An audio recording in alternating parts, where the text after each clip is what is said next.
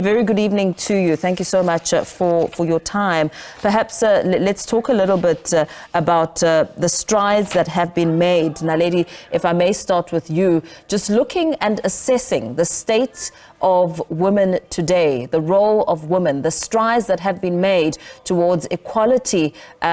What is your take? Good evening, and also good evening to the viewers. 30 years, I think, since democracy, I think it'd be very unjust or disingenuous for me to say that not much has been achieved. I think that a lot has been achieved, particularly from a representation perspective. I think when you look at the representation of women participants within various, leadership positions across sectors, for example, like in Parliament, I think that's been something quite exemplary. But I think also just the fact that women's voices are loud and are heard.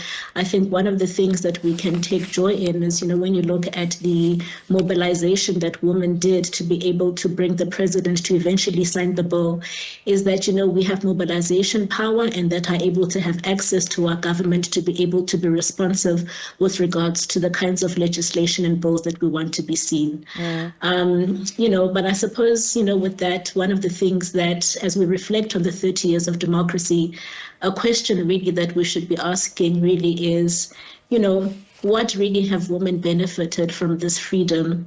And, the reflections will be very different, depending on where one finds themselves in the socioeconomic spectrum. Yeah. And I'm sure we can break that down as we go on in our conversation. Yeah, absolutely. Advocate Gumbi, as we perhaps take on that question, what have women benefited from this freedom as we reflect on the strides that have been made over the past decades?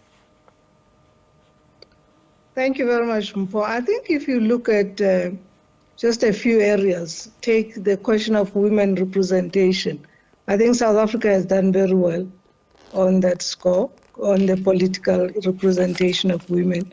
I think where we really have to have an honest conversation is around violence against women.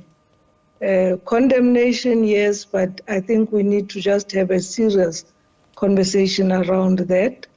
I think on women and education, we have done fairly well.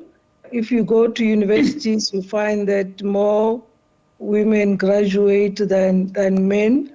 I see that when I graduate the students at the University of Venda, quite a number of women excel in areas that they were excluded from.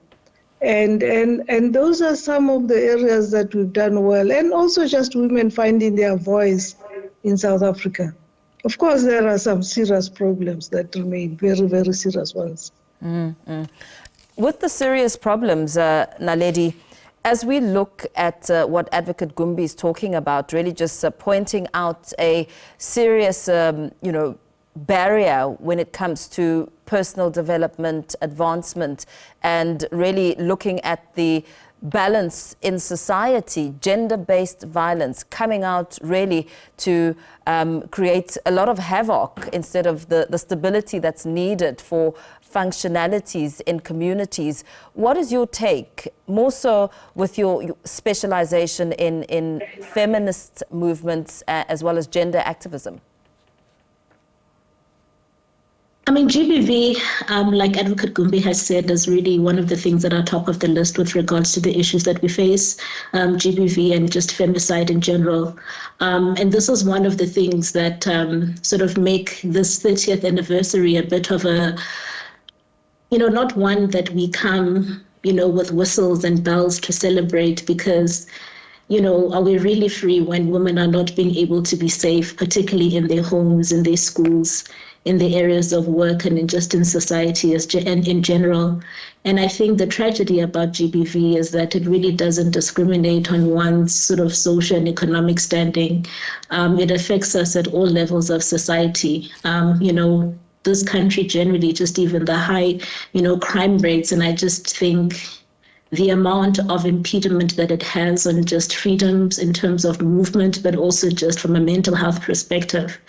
I think one of the other difficulties in this area as well has been sort of, support that exists for victims, is that that's really one area where we are really lagging behind in terms, and it really goes anywhere from just the immediate response at the health facilities to then dealing with the hostilities within the legal system in itself, where we just find that just justice is not being served, and how the legal system in itself re-traumatizes, victims.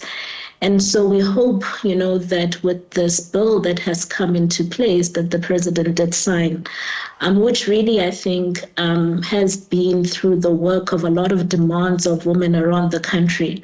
But what we hope is that it doesn't remain as a piece of paper like many other legislations in this country, that it is able to be supported by a proper implementation plan, and also so that it is properly resourced, so that we're able to see results and impact, and also an improvement in this area. Yeah. But I would also say that I think there's many other issues as well. I mean, as much as GBV is up on top, I mean, I think one of the other pertinent issues is the continuous feminization of poverty, and that I think is an issue. But I think also some of the lack of safety nets that exist, which result in exploitation of labor, particularly in sectors which, are very big or dominated by women, such as domestic work. The list is quite long, but I just, thought that, besides the GBV aspect, I think that it's something that, to highlight that there are other matters as well. Yeah, absolutely. Advocate Gumbi, just touching on what Naledi talks about, talking about the muscle of the bill and the hopes enshrined with the effectiveness of this bill. A challenge she speaks about is the legal system re-traumatizing victims. How do we get past this so that this bill becomes a superpower, a tool of empowerment, and that the legal system serves its purpose in terms of accountability and justice? Well, unfortunately, Paul, only the rich have access to effective legal protection in this country. And it revolves around this issue of poverty. We talk about it all the time, but, we really, as I say, we need to pay attention to what's happening in this country. There are the majority of people, and it's rural Black women, but also urban poor women, really exist on the margins of society. So to talk about access to justice for them, it's a dream.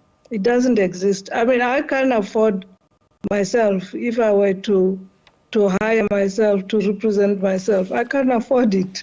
Yeah. It's ridiculous, what it costs to access effective justice. And the one thing I would say is that I really am worried about the Constitutional Court, for instance. That's a court that is supposed to be an equity court, and it should be looking after equity issues. So it should be easy to access that court. We should not turn it into one of the usual South African courts where you need a lawyer, an attorney, and an advocate. But that's what it's become, unfortunately. And we really need to do something about that. Yeah, absolutely.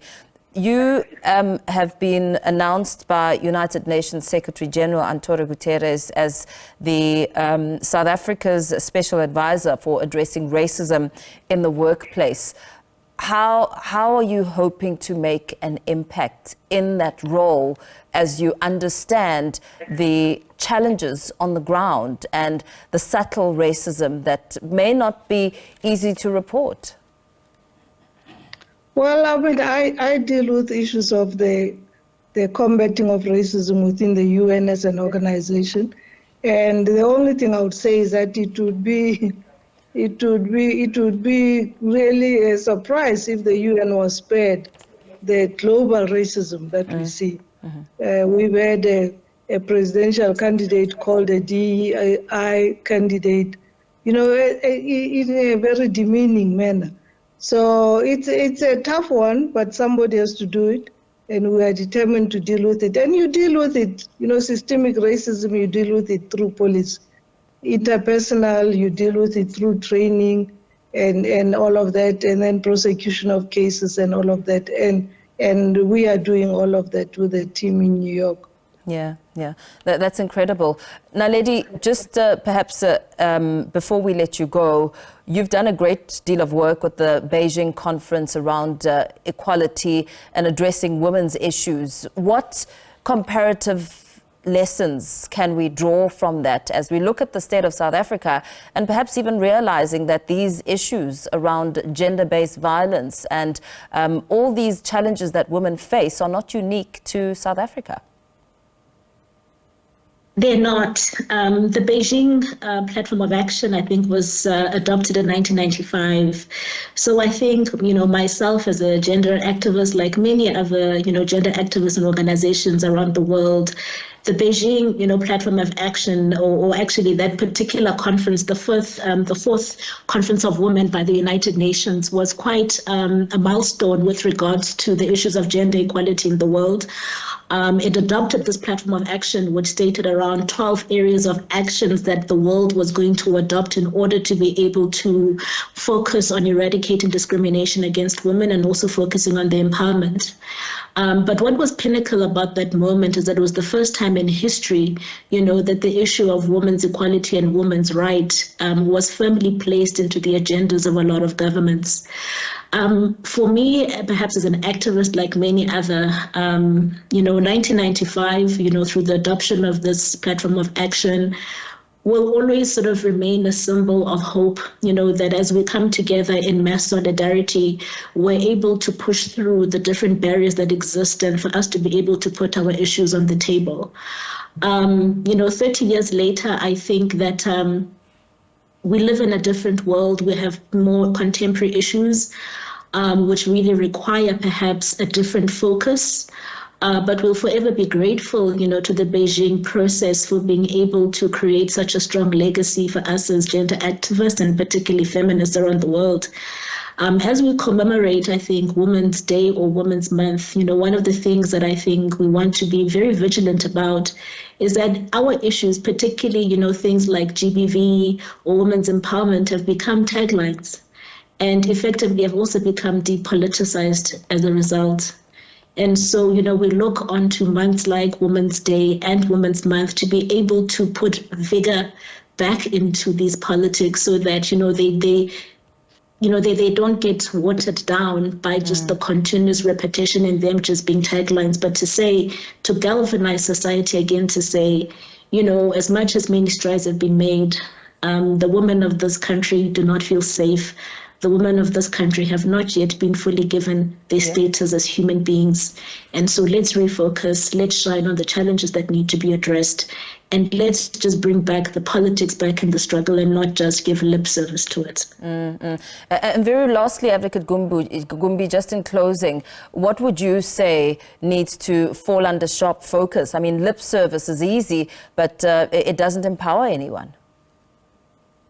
Yes, so we need to have real plans, Mpo. We need to move from just expressing our wishes, from giving visions like we do in the National Development Plan, if I talk about South Africa. We need to come up with real plans, and a plan will have a timeline, will tell you what resources you need, will tell you, how in terms of human resources and financial resources, will tell you. It will tell you where you want to come out. So if you say that we really need to stop this, you then calculate the steps you need to take backwards in order to reach that point. That's what South Africa needs to do. We really need to stop talking about just legislation, policy, plans and visions, but really draft and put money behind it, and then evaluate it to say, okay, we said in 6 months we would have done this. Have we done it? If we have not done it, why haven't we done it? That's what we really need to get to grips with governing, and we're not there yet. Yeah, absolutely. Thank you so much for coming online. WDB Investment Holdings Chair, Advocate Mojanku Gumbi, and gender activist and feminist movement builder, Naledi Maeta, joining us for that conversation. Unfortunately, we're going to have to leave it there, but thank you so much for your contribution.